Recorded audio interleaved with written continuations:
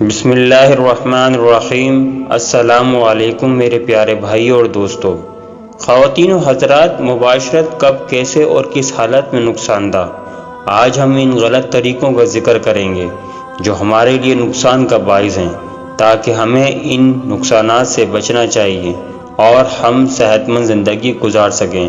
کافی لوگ ان باتوں سے ناواقف ہیں، جس کی وجہ سے مباشرت ان کے لیے باعث بیماری بن جاتی ہے۔ وہ چند باتیں کون سی ہیں؟ آئیے ان کا ذکر کرتے ہیں، جن پر عمل کر کے ہم خوشگوار زندگی جی سکتے ہیں۔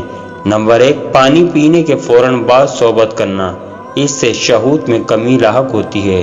نمبر 2، پیاس کی حالت میں جمع کرنا، اس سے دم گھٹنے کی بیماری پیدا ہوتی ہے اور جس سے جسم سوکھنے لگتا ہے۔ نمبر 3، بھوک کی حالت میں مباشرت کرنا، اس سے اعضاء رئیسہ کمزور ہو جاتے ہیں۔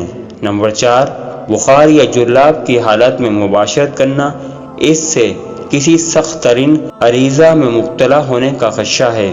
نمبر 5، سخت گرمی کی حالت میں مباشرت کرنا، اس سے نکسری یا نزلہ وغیرہ میں مبتلا ہونے کا امکان ہے۔ نمبر 6، ورزش کے بعد جمع کرنا، اس سے تشنج میں مبتلا ہونے کا خوف ہے۔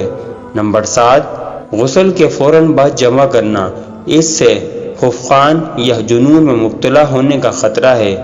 نمبر 8، غم و خوف کے وقت مباشرت کرنا، اس سے بیماریوں میں زیادتی کا احتمال ہے۔ نمبر 9، پخانہ کی حاجت کے وقت جمع کرنا، اس سے پیشاب کی نالی میں ناسور پیدا ہونے کا اندیشہ ہے۔ سوال: بیوی کے منہ میں زکر ڈال کر خواہش پوری کرنا کیسا؟ مفتی صاحب، کئی مرتبہ ایسا ہوا ہے کہ زوجہ کے منہ میں زکر ڈالا ہے جو کافی اچھا لگتا ہے، لیکن بعض اوقات خواہش بھی وہیں پوری ہو جاتی ہے۔ یہ اس وجہ سے کیا ہے کہ شرمگاہ ظاہری حصہ تو پاک ہوتا ہے، لیکن اس سلسلے میں شرعی احکام کیا ہیں؟ رہنمائی فرمائیں، بڑی مہربانی ہوگی۔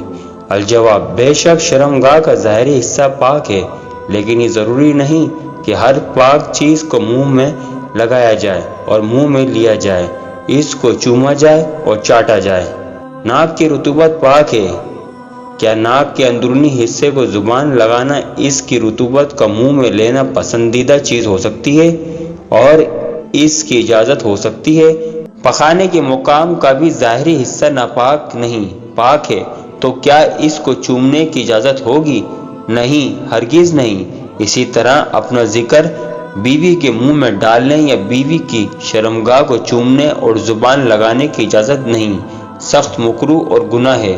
کتوں، بکروں وغیرہ حیوانات کی خصلت کا مشابہ ہے، اور منہ میں ہی شہوت پوری کرنا یہ تو بہت ہی زیادہ بڑی اور بری بات ہے اور گناہ کا کام ہے۔